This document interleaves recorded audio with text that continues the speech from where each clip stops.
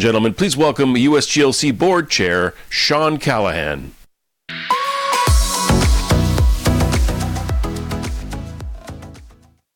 Thank you all for joining here today for these important conversations. And as Representative Gallagher said, for really showing up for American leadership. My name is Sean Callahan. I'm President and CEO of Catholic Relief Services and a proud co-chair of the USGLC. And I'm honored to introduce today an important topic for us all to discuss, and that is the global migration crisis. We're seeing a record number of people throughout the world who are forcibly displaced from their homes at a time when humanitarian needs are at unprecedented levels, driven in part by frequent and lengthy conflicts, as well as climate catastrophes. From Russia's invasion of Ukraine, to the drought in Africa, to the earthquake in Turkey, or the conflicts in the Middle East. There's no shortage of global challenges for us today, pushing people from their homes and changing how we deliver humanitarian assistance. Fortunately, it's not all negative. We have several incredible leaders in this space who are at the forefront of responding to these crises, and we're lucky to have them with us here today. Kelly Clements has served as the United Nations Deputy High Commissioner for Refugees since 2015. In a role, Kelly is responsible for coordinating and implementing life-saving aid and protection in emergencies for displaced people throughout the world. She has 3 decades of experience working closely with refugees and on displacement issues, and we're lucky to have her here today. Sarah Charles is the Assistant to the Administrator of USAID, the Bureau for Humanitarian Assistance of USAID. The US government's lead coordinator for international disaster assistance, and prior to her role here, she had roles with the International Rescue Committee as well as the National Security Council. And we're fortunate to have Ambassador Carl Hoffman to serve as the moderator, a career Foreign Service officer who has served as the ambassador of Togo and who is now president and CEO of PSI, a global health organization working in over 50 countries worldwide. Please join me in welcoming to the stage Deputy High Commissioner Kelly Clements, Sarah Charles, and Ambassador Hoffman. Hi, Sean. How are you? Thank you very much, Sean. I have to say these events are among my favorite events in the calendar. It's a great occasion to reconnect with a lot of people who are coming from all over the country and joining us from hopefully all over the world, really, to talk about these hugely important issues. Great way to find old friends, make new friends, and USGLC is a great forum to do that in. Delighted to have the chance to talk to you 2 experts on this topic. We heard already about development defined in its broadest possible way. Now we're going to talk more about humanitarian issues. I think often we've heard that development is the business that's supposed to be working itself out of a job. I'm not sure that's really ever going to be true of the development conversation, but on the humanitarian side, we wish that were more the case. And yet the trends are going in exactly the opposite direction, right? Kelly, you, I think, are almost just off the plane from Bangladesh, for example, where you were visiting Cox's Bazar, a huge refugee population. UNHCR, your organization, has talked about 2023 as a year of reckoning, really, for this unprecedented number of people who are now in refugee status around the world. Double anything we ever faced before, I think, and moving upward. Talk to us about the scale of challenge and give us the perspective from just being in Bangladesh. What does that look like? Thanks very much. And I'm really delighted to be here, and thanks to USGLC for the invitation. And obviously great to be on a panel with people I have admired for many, many years. We've said that forced displacement now is really the defining challenge of the 21st century. And as UNHCR, the UN Refugee Agency, we have enjoyed really bipartisan support from the U.S. Congress. The American people, the U.S. government has been strongly supportive of these efforts over many, many years. You know, we are, Carl, seeing now, we think with the data that should be out just later this month, about 117 million people that are forcibly displaced, people that are uprooted from their homes, refugees, internally displaced people. This is really something that is a huge challenge for the world. It's obviously a challenge for those individuals, and really it is, there is a story behind every family that has moved. So it's very easy to get a little bit dizzied by the numbers. But we see now, of course, this is 1% of the world's population. And it is, you know, war, conflict, persecution, and now we have the overlapping challenges of climate, poverty, development issues, and so on. And it really means that in places like the Sahel or the Ukraine war that rages on, or the Horn of Africa where we have millions of refugees, but now, of course, we have a drought and a climate emergency of astronomical proportion. And this means that we have the big challenges in terms of thinking differently about the way that we deliver. UNHCR, for example, is an organization where we're in about 137 countries. We have 20,000 team members around the world and 1,100 partners. These are entities that can get to places and be able to deliver protection and aid where others can't. And we rely heavily on partners, of course, but this is where we need the political expertise, the political weight, for example, of a government like the United States to come in and help us find solutions. And when we don't have political solutions, you have humanitarian actors like ours trying to save lives, but also make it possible for those people to be able to support themselves, to be able to find ways to have the tools and strength to be able to rebuild their lives. And I think now we see, and you're right, just off of a plane last night from Bangladesh, this is an area where we have the world's largest refugee camp, 1 million people in a camp called Kutupalong, very close to Cox's Bazar. It is one of the poorest parts of Bangladesh. This is also the largest stateless population in the world. And there are very few prospects now for these people to be able to go back to Myanmar. You see that there has been now a war raging with authorities now where you've got conflicts happening all over Myanmar. And that means, of course, refugees don't have the opportunity to go home, at least voluntarily, safety and in dignity. So we need to be there with partners to be able to deliver. We need to be able to be there to be able to provide, you know, water, education, protection. And in cases like this, resources become fundamentally important. You know, we're about $1 billion below where we were last year. And as an agency, of course, huge responsibility, increasing responsibility to be able to deliver in very difficult circumstances. Last year, we were responding to an emergency every 8 to 10 days. The normal was about that for the year previously. So these kinds of challenges are something that, of course, we are strained to be able to respond to, but we're really reliant on the kind of support, including what we receive from the U.S. So your institution must be under huge stress. The whole system is under huge stress. Let me ask you this. You're an American. You occupy a senior role in a UN agency.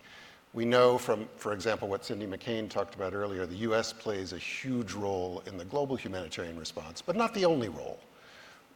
Talk a little bit about how the rest of the international community is engaged on these issues. This isn't just America helping on this. Absolutely not. Well, the United States is the largest supporter. Of course, this isn't something that the U.S. alone can help to address. And for an agency like ours, we're about 96 to 97% voluntarily funded. We don't get assessed contributions from the world community, from the members of the United Nations. So it's all up on us to be able to raise the resources to be able to deliver protection and aid. We have strong support, of course, from many governments, some of the traditional governments, Europeans, for example, Australia, Canada, in addition to the US, but we're also expanding that reach. And we've seen over just the last few years, we've gone from somewhere in the neighborhood of 65 to 70 countries going up to 75 to 80 countries that are responding to our requirements, which is very helpful. And maybe to preview a little bit of a conversation later, we've also seen huge engagement from the private sector. Good. Yeah, I want to come back to that. I Yes. do. Sarah, you, as the assistant to the administrator of USAID responsible for humanitarian assistance, you oversee, it must be the biggest chunk of what USAID spends every year. And in the last year, an inflated total, really, because of the global challenges that are underway. Talk to us about the scale of people requiring humanitarian assistance around the world. What does that look like now? What numbers are we thinking about? Yeah, I mean, we really have seen an explosion in humanitarian need because of some of the compounding crises that Kelly talked about, coming on the heels just 10 years ago of the Mediterranean crisis that gathered so much attention. We had COVID. We've seen the impact of climate, as Kelly talked about, 6 failed rains in the Horn of Africa, record climate impacts there, catastrophic flooding in Pakistan, more than 40% of the country covered underwater last fall as a result of climate impacts. And then, of course, we've seen this really war of choice by Russia on Ukraine, which overnight created the world's biggest displacement crisis, almost overnight, really. In the first days of that war, millions of Ukrainians on the move to neighboring countries, but internal to Ukraine as well. And all at a time when the system was already dealing with chronic crises in places like Sudan, Somalia, Haiti, the Venezuela region, Central America, and elsewhere. So incredibly strained. Kelly talked about the number of countries that UNHCR is in. Our Bureau of Humanitarian Assistance responded to more than 75 disasters last year in 65 countries, and increasingly responding not just in very fragile settings, but again, places like Lebanon, Sri Lanka, Pakistan, that have these dual impacts of just a compounding debt crisis with overwhelming climate effects. I saw a number, which I'm not sure is true, maybe you can validate it, that there's between 300 and 350 million people are expected to need humanitarian assistance this year. Yes, and just to give you a point of comparison, if you had looked just 2 years ago, that number would have been south of 200 million, more like 175 million, which in itself was a tremendous number of people in need of humanitarian assistance. But again, just the impact of climate, of COVID, and in particular skyrocketing prices. We've seen not just expanding crisis, but the ability to for everyday people to meet their basic needs has become increasingly difficult, and particularly for those that are experiencing conflict. So, I mean, 300 plus million people, that's the entire population of the United States. Yeah. We can think about that. If every person in this country were in a situation of humanitarian need, that's what the globe is facing, right? It's incredible.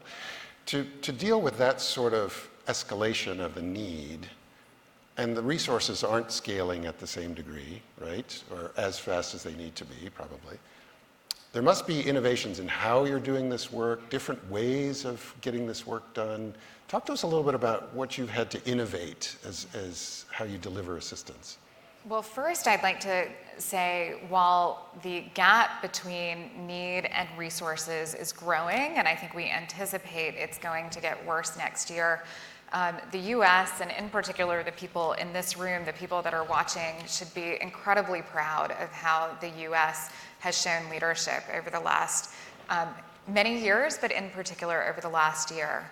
I think in many countries, when Russia's war in Ukraine started or expanded last year, they had to look to existing humanitarian budgets to respond not only to the rest of the world, but this new crisis of Russia's making in Ukraine.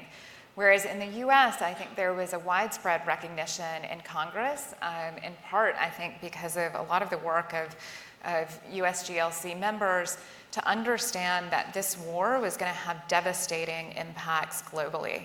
And the US showed real leadership by not just providing supplemental funding for the humanitarian response in Ukraine, supporting the Ukrainian people to be resilient in the face of this onslaught, but also ensuring that we were able to respond, the US government was able to respond to the tune of $17 billion last year between my colleagues at the State Department and at USAID, $17 billion in humanitarian assistance all around the world to the places that were going to be most impacted by the effects of Russia's war in Ukraine.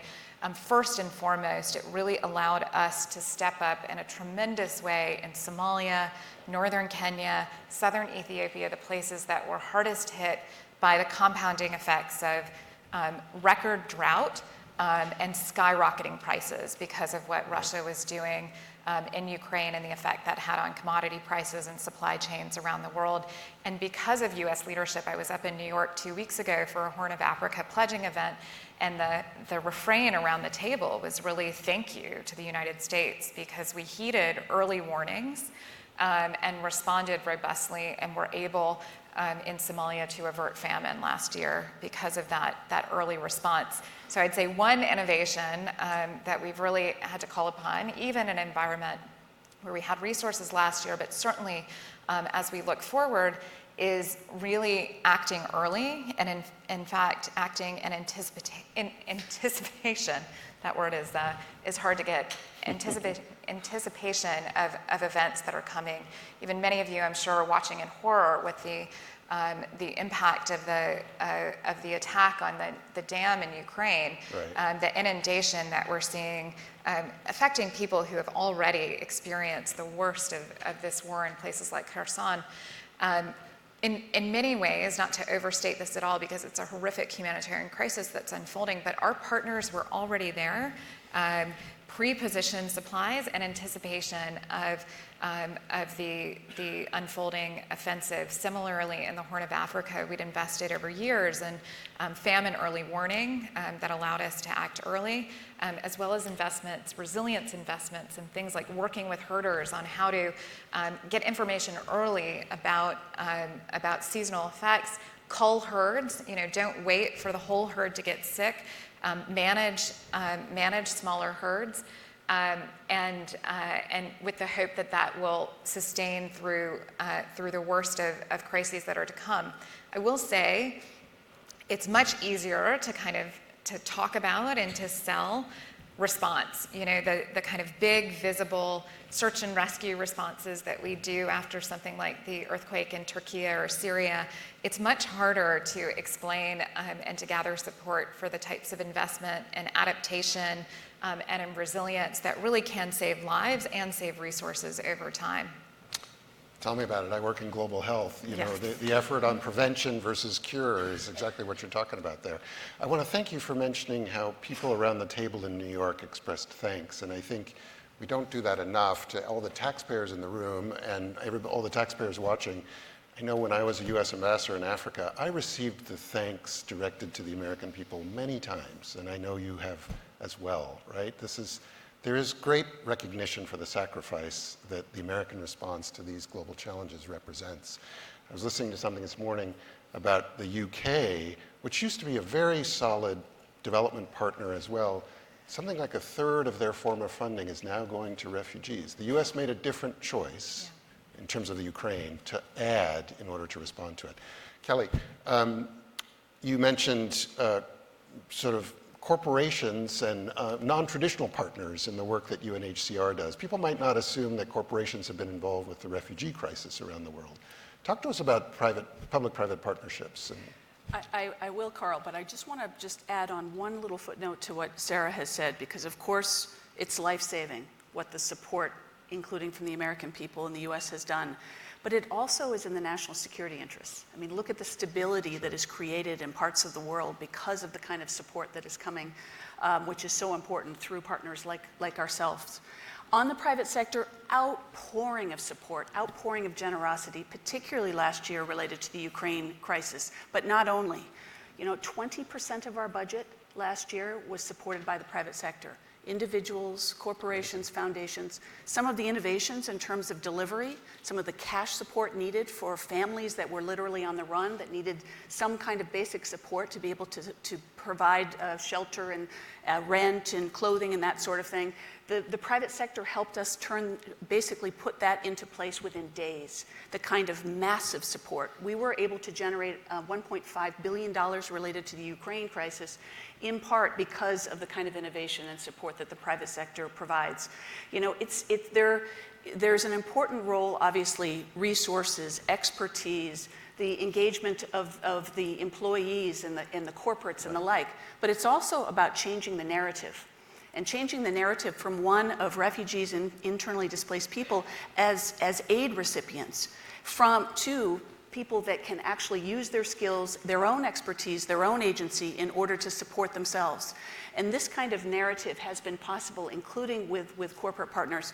We've got USA for UNHCR in the room, and they are really a mechanism in terms of the US businesses that are engaged with us all over the world. I was in Brazil 2 weeks ago, and there we saw Brazilian companies and those of the Americas that were investing in refugees' jobs, refugees, you know, in terms of the ability for Venezuelans, for example, to be put into school, into health services and the like. And it's that kind of inclusion, it's a win-win for business and for, of course, the displaced, forcibly displaced, because they can use their own resources then to support themselves as opposed to being dependent on others in order to be able to provide for their families. So it's great to end on a high as you've just done there.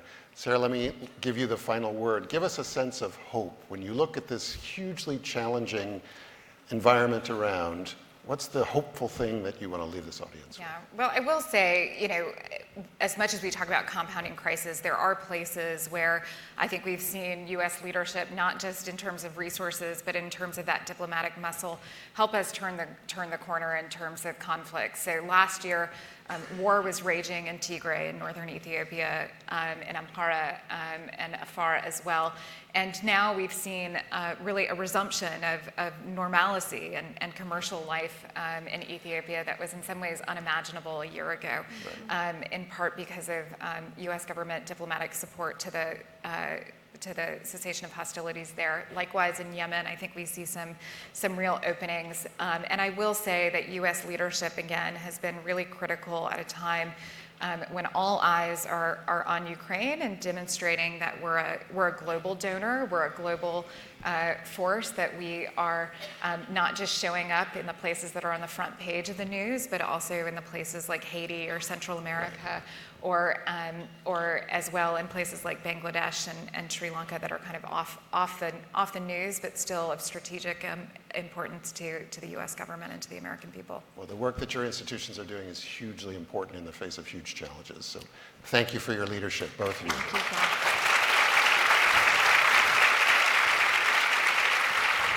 Thanks, Carl.